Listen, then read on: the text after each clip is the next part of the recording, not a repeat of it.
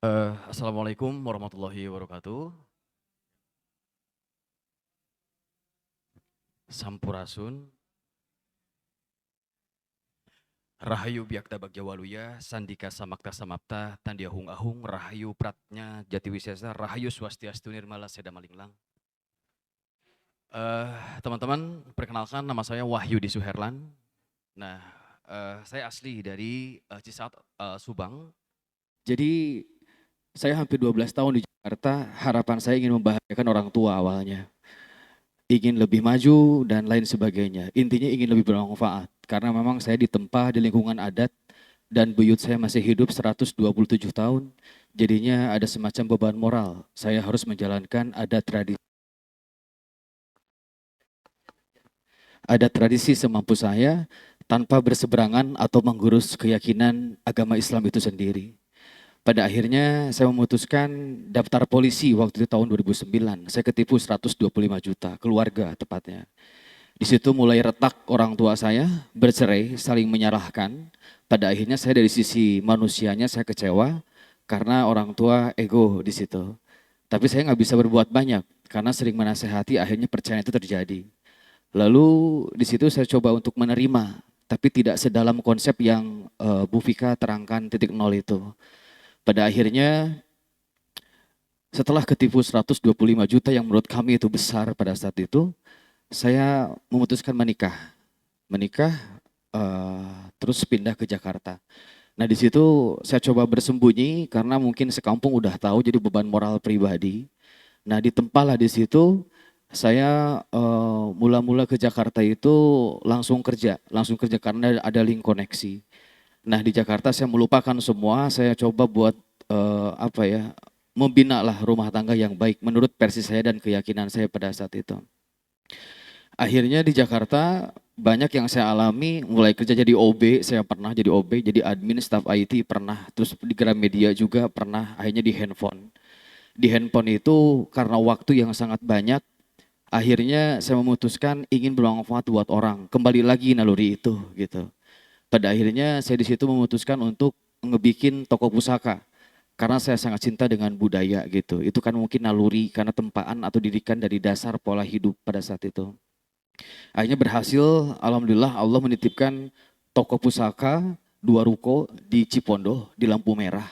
Tujuannya adalah bukan memperjualbelikan pusaka, tapi menyampaikan pesan yang leluhur saya titipkan secara turun-temurun dan sampai ke buyut saya, ke kakek lalu menitipkan kepada saya. Tetap di idealis itu yang saya rasa, oh saya bisa berbuat baik di jalan ini gitu. Tapi tetap kebutuhan profesional, pekerjaan profesional tetap saya imbangin dan ada juga tugas spiritual yang harus saya juga berusaha berjalani. Singkat cerita, dari saya ngebuka usaha toko barang antik itu di Cipondoh, lalu banyak yang ngeliat di situ, banyak yang tergugah di situ, lalu saya ngebikin lebih besar lagi karena harapan saya memang besar sekali supaya anak muda generasi, saya pun semampu saya, minimal saya yang diajarkan, akhirnya apa mengambil filosofi dari pusaka, dari sejarah leluhur dan lain sebagainya. Itu yang selalu saya pertahankan dari tahun 2009. Pada akhirnya saya ngebangun kafe bernuansa budaya. Saya tidak ingin hidup dari budaya, tapi ingin menghidupkan budaya karena ini segi apresiasi saya kepada leluhur gitu. Pada akhirnya ngediriinlah 250 meter.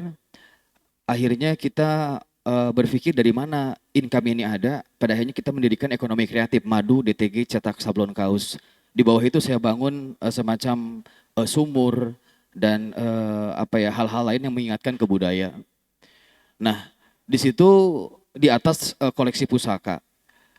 Kita sering melakukan sosial pada saat itu, sosial ngebagiin madu, masker dan lain sebagainya. Karena tujuan kita itu, jadi ingin bermanfaat, merangkul teman-teman anak jalanan juga dan para budayawan yang nggak punya lokasi gitu. Pada akhirnya kita biarkan di kita dan kita salurkan gitu karya mereka, syuting, pemotretan, kita angkat kebudayaan menjadi sebuah hal yang memang oh ini termasuk bagian dari sejarah kenapa kita ada karena ada jasa para leluhur itu.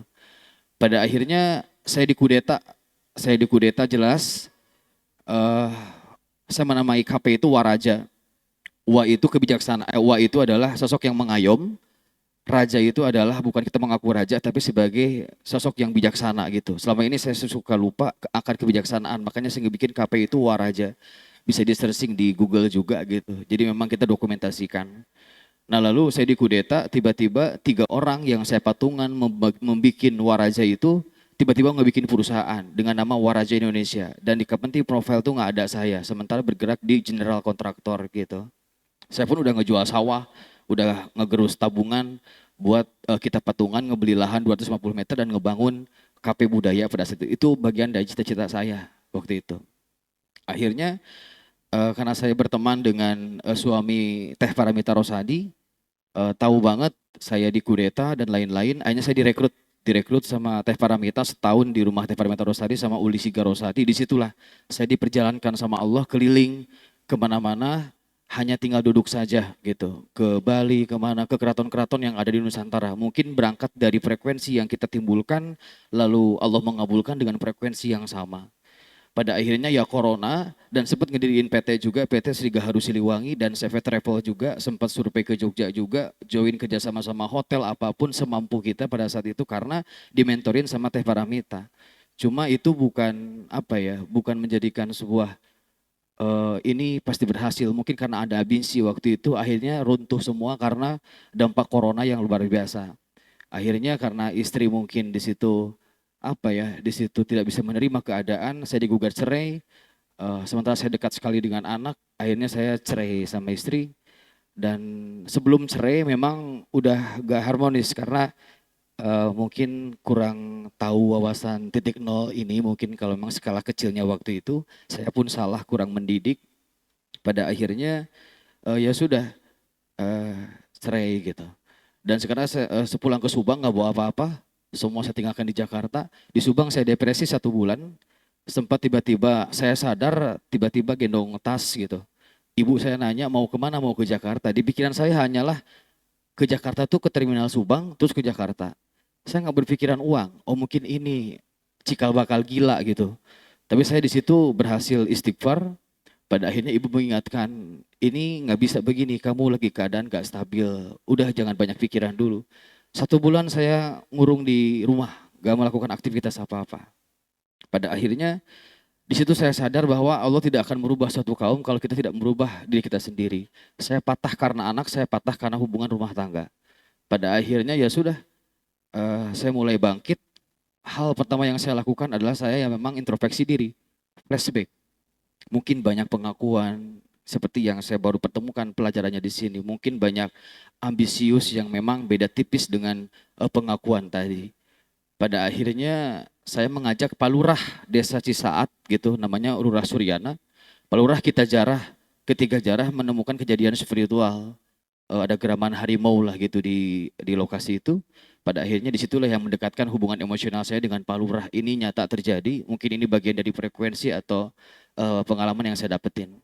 Saya bilang ke Pak Lurah saya banyak sekali ngalamin hal-hal yang memang itu menghancurkan saya. Padahal niat saya ingin bermanfaat buat orang, ingin value sejarah ini diangkat gitu.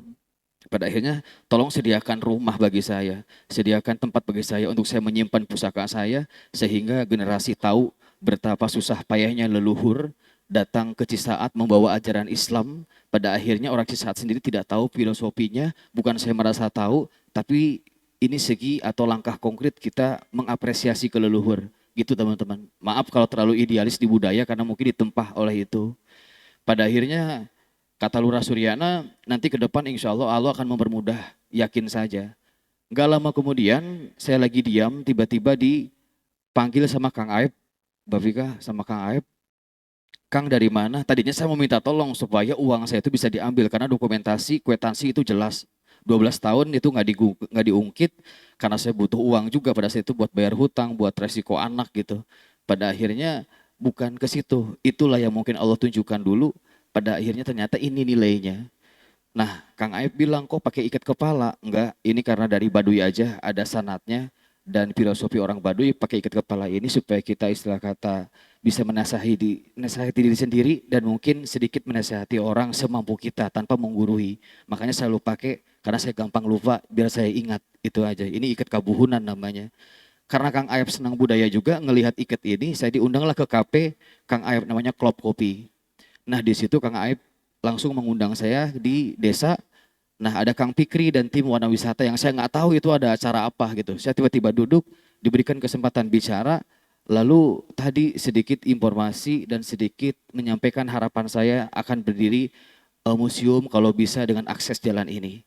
Nah sangat jelaslah petunjuk Allah itu yang memang mungkin apa-apa yang pernah saya bangun, upaya-upaya yang pernah saya bangun itu ada yang kurang, mungkin dari segi ambisi tidak balik ke nol. Padahal saya sudah mengatur frekuensi, sudah mengatur jarah kemana-mana, kadang tapak di gunung gitu. Itu juga pernah saya jalani. Pada akhirnya ternyata inilah value-nya, ya di sini tempat saya gitu. Ya Allah memperjalankan saya ke sini. Sehingga saya bermanfaat buat orang, insya Allah ada kesempatan yang besar. Saya untuk memperbaiki finansial dengan kemampuan saya pun ada kesempatan. Karena selalu ditempa sama Mbak Vika ketika ngobrol di kantor maupun di Subang sampai subuh, saya sangat bersyukur. Inilah saya rasa pencapaian saya, belajar kemana-mana, berguru kemana-mana, ke gunung, idealis budaya, ternyata itu nggak ada artinya selain perjalanan. Dan pada akhirnya, oh di sini yang harus saya kontribusikan. Adapun kekurangan, saya belajar dari aturan-aturan atau motivasi dari perusahaan ini. Intinya adalah apa yang saya bicarakan ini, saya mengalami hal yang memang sangat pahit menurut versi saya gitu. Ini nggak banyak saya ceritain semua karena mungkin terlalu lama. Intinya saya di sini menjadi saksi bahwa betul apa yang dikatakan Mbak Pika tadi, ketika tidak punya modal, ketika tidak punya sesuatu yang bisa istilah kata mengantarkan keinginan kita, modalnya yakin kepada Allah dan Allah cukuplah jadi sandaran kita, maka akan dipermudah jalan dengan ada nilai di hati, tertanam di hati, kepekaan-kepekaan yang mungkin bisa disampaikan sama Bu Pika. Saya pun sekarang akan berpindah haluan untuk kembali belajar titik nol, kembali belajar berusaha semaksimal saya. Saya menjadi saksi pada saat itu apa ya, ya tadilah yang diceritakan, izin prinsipal segala macam semua mendukung, bahkan saya menghubungi link-link di keraton-keraton karena ini menyangkut kebudayaan, sangat mendukung, yang harusnya nggak boleh ditemuin bisa ditemuin, yang harusnya nggak mungkin ketemu dipertemukan. Ini saya kayaknya terlalu naif kalau berbicara ini sebuah kebetulan, ternyata tidak. Allah memberikan semuanya dengan sangat kontras dan saya mungkin introspeksi dulu takutnya terlalu idealis ke budaya, intonasi tidak dijaga, penjabaran yang tidak gampang dipahami karena ini menyangkut khusus mungkin karena masing-masing individu beda apa ya, beda perjalanan. Akhirnya saya diajarkan untuk menetralisir itu semua ya di lingkungan keluarga besar yang saat ini saya berada di sini dan saya sangat bersyukur sekali. Itu. Ya mungkin terakhir alhamdulillahnya ya tadi ya semoga saya mohon bantu teman-teman karena teman-teman juga adalah akar dari wahana wisata ini.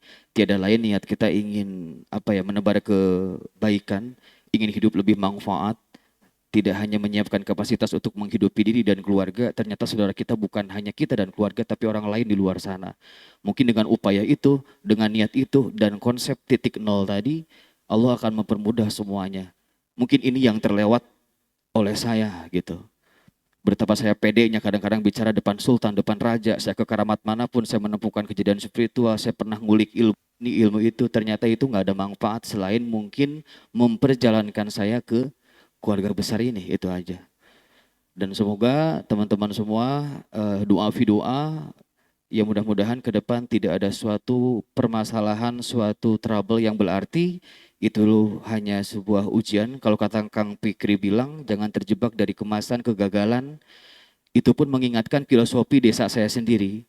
Bahwa Papais itu awalnya mau esensinya mau dodol, tapi karena gagal, akhirnya dari kegagalan diambil daun bangban, diambil dodol itu, yang gagal itu dibungkus, dikukus. Disitulah namanya Papais. Pada akhirnya Papais dikenal 1700-an pada saat itu zaman kerajaan atau zaman dalam. Sebelum itu. Oh ternyata leluhur mengajarkan di balik kegagalan jangan dijadikan hal yang sia-sia. Ketika menghargai kegagalan itu kembalikan kepada Allah, ternyata jadi sesuatu yang mana itu identitas kita, itu brand kita. Itu. Mungkin saya di sini akan menitipkan ke teman-teman bahwa hidup kita ini tidak lepas dari spirit leluhur kita. Mungkin jangan terlalu lupa juga akan jasa leluhur, terutama orang tua kita dari garis kita, lalu ya ke semuanya gitu. Dan mohon doanya juga semoga kapasitas kita semua dilapangkan sama Allah sehingga Allah mendorong kita untuk hidup lebih bermanfaat dan diberikan bertubi-tubi jalan, dan itu jalan yang benar-benar surprise bagi kita gitu. Mungkin itu aja. Terima kasih. Mohon maaf segala intonasi yang salah, penjabaran yang memang keleng apa adanya. Saya minta teman-teman menerima saya sebagai saudara, dan ke depan kita sinergi bareng, saling mengingatkan dan saling asah, saling asih, saling asuh. Itu ya, terima kasih. Wassalamualaikum warahmatullahi wabarakatuh.